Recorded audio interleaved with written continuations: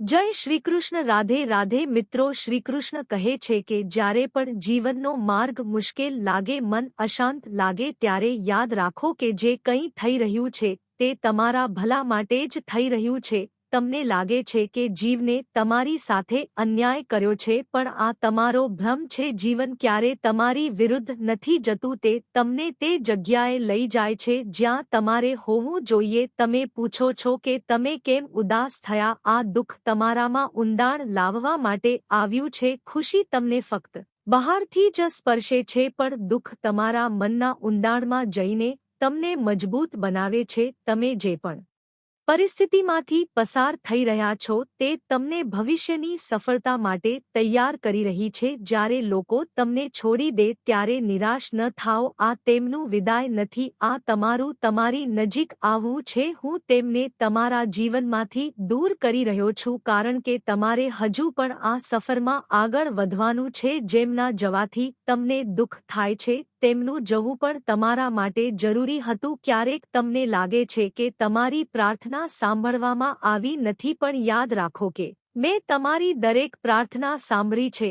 તમને જે જોઈતું હતું તે મળ્યું નહીં કારણ કે હું તમને તેનાથી વધુ સારું કંઈક આપવા માંગુ છું. હું તમને આ વાત જણાવી રહ્યો છું. બસ થોડી ધીરજ રાખો. તમારા આંસુ વ્યર્થ નથી ગયા. તમારા દરેક સ્મિતનું મૂલ્ય છે. તમારા દરેક સંઘર્ષનું પરિણામ ચોક્કસ છે. જે તમે હવે સમજી શકો છો તે આવી રહ્યું નથી, તે પછી સ્પષ્ટ થશે. વિશ્વાસ રાખો, જ્યારે સમય આવશે ત્યારે તમે તમારી જાતને કહેશો કે જે કંઈ થયું તે ખરેખર સારા માટે થયું. તમારો આવતીકાલ આજ કરતાં વધુ સુંદર હશે. આ મારું વચન છે. શ્રીકૃષ્ણ કહે છે કે જ્યારે તમે લોકોને તેમની પોતાની ભાષામાં જવાબ આપતા શીખો છો ત્યારે જ તમને માન મળશે. પરંતુ યાદ રાખો, બદલાની ભાવનાથી નહીં પરંતુ આત્મસન્માનથી. જીવનના માર્ગ પર તમને સાથ આપવા માટે ઓછા લોકો મળશે અને જ્ઞાન આપવા માટે વધુ લોકો મળશે. પણ યાદ રાખો, દરેક સલાહ સ્વીકારવી એ ડહાપણ ભર્યું નથી. તમારા વિચારને મજબૂત બનાવો અને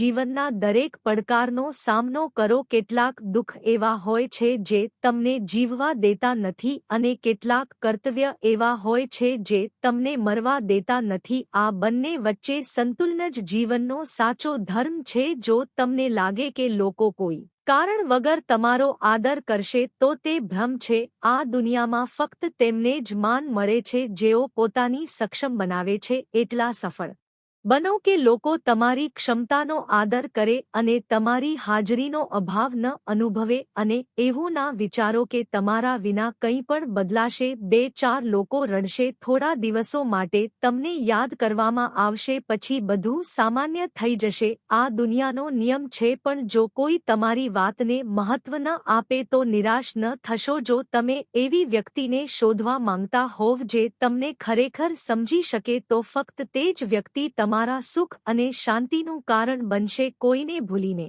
સૂઈ જવું સહેલું નથી, પણ જ્યારે આત્મસન્માન જાગૃત થાય છે ત્યારે મનને પણ શાંતિ મળવા લાગે છે. ક્યારેક મૌન પણ એક મજબૂત જવાબ હોય છે. હું ચૂપ છું એટલા માટે કે મારું મૌન તમાશો ન બની જાય અને તમને લાગે કે મને તમારી સાથે કોઈ ફરિયાદ નથી. ના, જ્યાં અપેક્ષાઓ હોય છે ત્યાં ફરિયાદો હોય છે. મેં તમને સમજી લીધા છે અને હવે ફરિયાદ માટે કોઈ સ્થાન નથી. યાદ રાખો કે જે કંઈ થાય છે તે સારા માટે જ થાય છે. શ્રીકૃષ્ણ કહે છે કે જે વ્યક્તિ હંમેશા ફરિયાદોથી ભરેલો રહે છે તેને ક્યારેય શાંતિ મળી શકતી નથી, પરંતુ જે વ્યક્તિમાં કૃતજ્ઞતાની ભાવના હોય છે તેના જીવનમાં શાંતિ હોય છે. જ્યારે તમે દરેક નાના મોટા આશીર્વાદ માટે આભાર માનવાનું શીખો છો ત્યારે તમને ખ્યાલ આવશે કે જીવનમાં ઘણું બધું એવું છે જે ખુશીનું કારણ બની શકે છે. લોકો દરેક પરિસ્થિતિમાં તમારો ન્યાય કરશે. તમે જે પણ કરો તમને એવા લોકો મળશે જે કંઈક ને કંઈક કહે છે.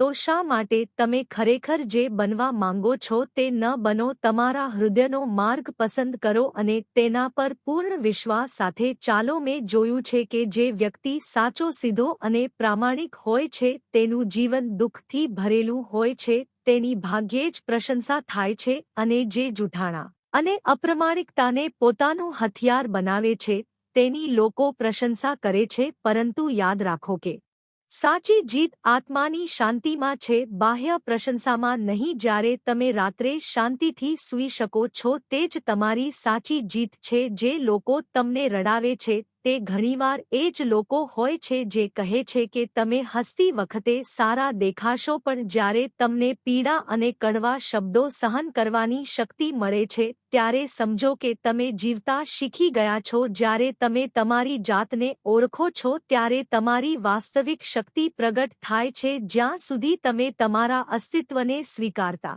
નથી ત્યાં સુધી આત્મવિશ્વાસ વધતો નથી, અને જ્યારે આત્મવિશ્વાસની જ્યોત સળગે છે ત્યારે સપના વાસ્તવિકતા બનવા લાગે છે. પોતાને પ્રેમ કરતા શીખો. સ્વપ્રેમ તમને એવી સ્થિરતા આપશે જે કોઈપણ બાહ્ય પ્રેમથી મળી શકતી નથી. જ્યારે તમે તમારી જાત પ્રત્યે સાચા બનશો ત્યારે જ તમે બીજાઓને ખરેખર પ્રેમ કરી શકશો. જીવનમાં સંતુલન અને ખુશીનો પાયો સ્વપ્રેમ છે. યાદ રાખો કે દવાઓ કિંમતે મળે છે પણ આશીર્વાદ હૃદયથી આપવામાં આવે છે, અને જ્યાં પ્રેમ અને આશીર્વાદની સાચી લાગણી હોય ત્યાં આશીર્વાદ અસર કરે છે. જે ઉંમરે લોકો પોતાના શોખ પૂરા કરવામાં વ્યસ્ત હોય છે તે ઉંમરે આત્મજ્ઞાન અને સાચી સમજણ મેળવવી એ એક વરદાન છે. આ દુનિયામાં સત્ય સાથે જીવવું એ જ સાચી હિંમત છે. એવું બતાવો લોકોનું મન એવું નથી જેવું તેઓ દેખાય છે બહારથી. તો પછી તમે જીવનમાં કંઈક શીખો કે ન શીખો પણ તમારે લોકોને ઓળખતા શીખવું જ જોઈએ. જો તમે આજે મુશ્કેલીમાં છો તો મારા પર વિશ્વાસ કરો. આ મુશ્કેલી તમને મજબૂત અને નિર્ભય બનાવી રહી છે.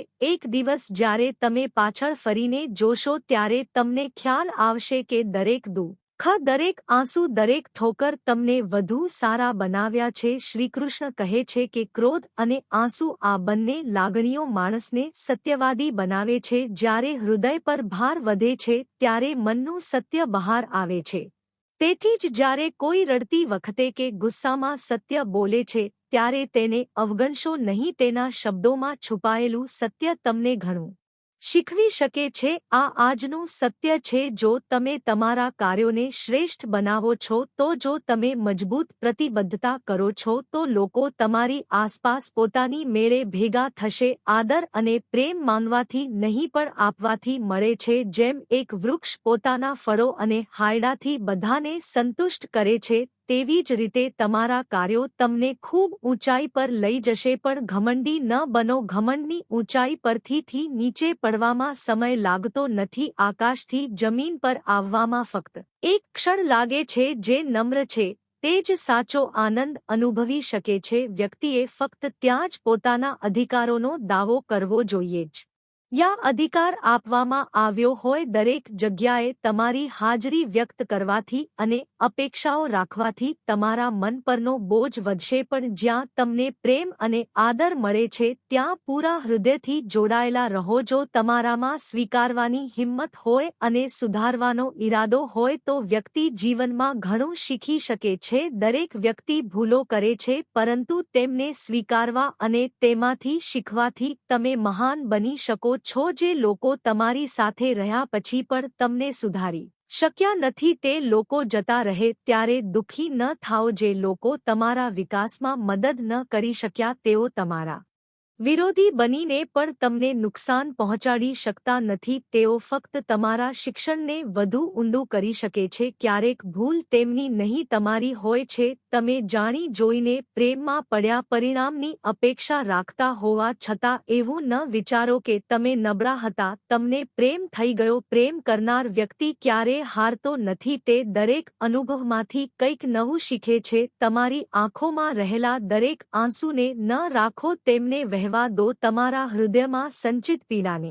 સાચવશો નહીં, તેને માફ કરો. જ્યારે તમે માફ કરો છો ત્યારે તમે તમારા મનને મુક્ત કરો છો. ક્યારેક ખરાબ અનુભવો આપણને સારા લોકો પર પણ શંકા કરવાનું શીખવે છે. આપણે ભૂલી જઈએ છીએ કે દરેક વ્યક્તિ સરખી હોતી નથી. સારા મિત્રો એ તારા જેવા હોય જે દિવસના પ્રકાશમાં દેખાતા નથી પણ અંધારામાં હંમેશા તમારી સાથે ઊભા રહે છે. જે લોકો દિલથી સારા હોય છે તેઓ ઘણીવાર મગજવાળા લોકો માટે સરળ શિકાર બની જાય છે. પણ યાદ રાખો, હૃદયની સત્યતા અને સરળતા એ નબળાઈ નથી. આ એવા ગુણો છે જે તમને તમને સાચા સંબંધો અને સાચી ખુશી આપશે। જો કોઈ વ્યક્તિ તમને સમય આપવાનું જરૂરી ન માને તો એવું ન વિચારો કે તે તમારી સાથે ઊભો રહેશે। સમય અને આદર ફક્ત તે જ લોકોને આપવામાં આવે છે જેઓ તેનું મૂલ્ય કેવી રીતે રાખવું તે જાણે છે। પીડા સહન કરીને વ્યક્તિ એવા બિંદુએ પહોંચે છે જ્યાં દરેક નવી પીડા તેને નાની લાગે છે, પણ આ તમારી ખરી તાકાત છે। જ્યારે તમે પીડા સહન કરી લો છો ત્યારે તમે કોઈ પણ મુશ્કેલીનો સામનો કરી શકો છો। અને યાદ રાખો, ત્યારે સમય આવે છે જ્યારે દુનિયા બદલાય છે, ત્યારે ફક્ત ટેબલ જ નહીં, આખું જીવન બદલાઈ જાય છે। તો ધીરજ રાખો, દરેક અંધકાર પછી પ્રકાશ ચોક્કસ છે। શ્રીકૃષ્ણ કહે છે, સારા બનવાનો પ્રયાસ કરો, પણ આ દુનિયાની પ્રશંસા માટે નહીં। માતા પિતા અને ભગવાનની નજરમાં સારા બનવું એ જ સાચી ભલાઈ છે। દુનિયા તમારી પ્રગતિની ઈર્ષા કરશે અને તમારી નિષ્ફળતાની મજાક ઉડાવશે। દુનિયા આવી જ છે, પણ ડગમગશો નહીં। દરેક પ્રશ્નનો જવાબ આપવો જરૂરી નથી, ક્યારેક શ્રેષ્ઠ જવાબ મૌન અને અંતર હોય છે। જ્યારે તમે મૌન રહેવાનું અને દૂર રહેવાનું શીખો છો ત્યારે જુઓ કે કોણ તમારી પાસે પાછું આવે છે। તે વ્યક્તિ તમારી પોતાની છે। કોઈનો હસતો ચહેરો સૂર્યપ્રકાશ કરતાં વધુ ચમકતો હોય છે। ખુશી હંમેશા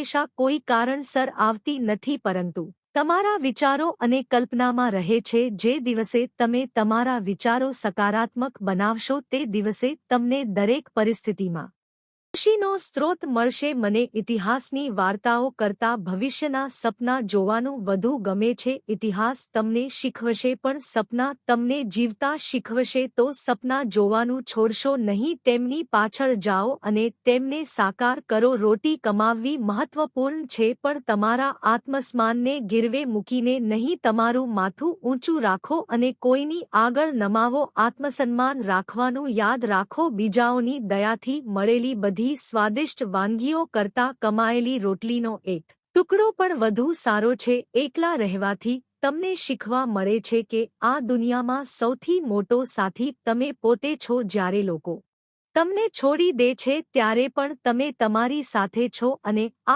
આત્મવિશ્વાસ તમને દરેક મુશ્કેલીમાંથી બહાર કાઢશે। મિત્રો, શ્રીકૃષ્ણનો આ સંદેશો તમને પસંદ આવ્યો હોય તો કોમેન્ટ બોક્સમાં જય શ્રીકૃષ્ણ ચોક્કસ લખો। સાથે વિડીયોને લાઇક, ચેનલને સબસ્ક્રાઇબ કરીને નોટિફિકેશન ઓલ પર ક્લિક કરજો। જય શ્રીકૃષ્ણ, રાધે રાધે।